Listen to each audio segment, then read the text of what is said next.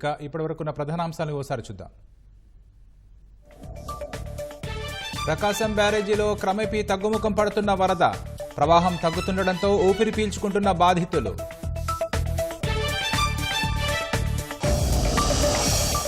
వరద బాధితులకు ఆహారం, తాగునీరు అందిస్తున్న ఎన్డీఆర్ఎఫ్.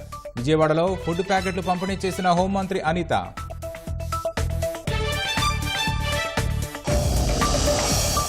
విద్యుత్ శాఖను అప్రమత్తం చేసిన మంత్రి గొట్టిపాటి.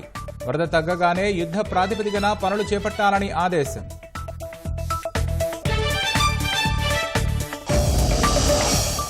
ఎన్టీఆర్ జిల్లాలో ఎదుళ్లవాగు ఉధృతికి వంతెనకు గండ్లు. 6 అడుగుల మేర కోతకు గురైన చౌటపల్లి రహదారి.